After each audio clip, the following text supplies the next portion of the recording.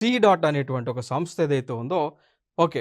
So, dot అనేటువంటి వారు సమర్థ్ అనేటువంటి ఒక కాన్సెప్ట్‌ని లాంచ్ చేశారు. సమర్థ్ అనేటువంటి ఒక కాన్సెప్ట్‌ని లాంచ్ చేశారు. దీని ద్వారా ఏం చేయబోతా ఉన్నారు అంటే అంకుర సంస్థలు స్టార్టప్స్ అని అంటాం. సో, ఈ అంకుర సంస్థలని ఇంకా బలోపేతం చేసేటువంటి ఉద్దేశ్యం అనమాట. ఓకేనా?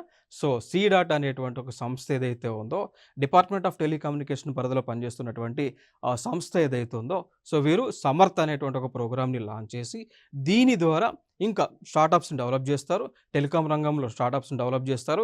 కమ్యూనికేషన్ రంగంలో కూడా స్టార్టప్స్‌ని డెవలప్ చేసి కొత్త కొత్త ఇన్నోవేషన్స్‌ని ఆవిష్కరించేటువంటి కార్యక్రమాన్ని చేస్తారు అండి. ఓకే.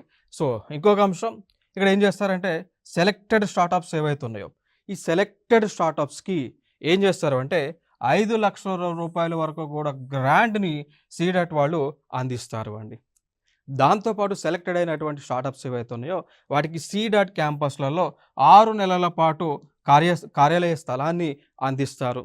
దాంతో పాటు డాట్ సంస్థ వారు ఏర్పాటు చేసుకున్నటువంటి ల్యాబ్స్ ఏవైతే ఉన్నాయో ల్యాబ్‌లో కూడా రీసెర్చ్ చేసుకోవడానికి ఈ స్టార్టప్స్‌కి ఆ ఫెసిలిటీ అనేటువంటిది అందిస్తారు. మెయిన్ ఉద్దేశ్యం ఇన్నోవేషన్ కొత్త కొత్త ఆవిష్కరణలు చేయాలనేటువంటి ఉద్దేశంతో.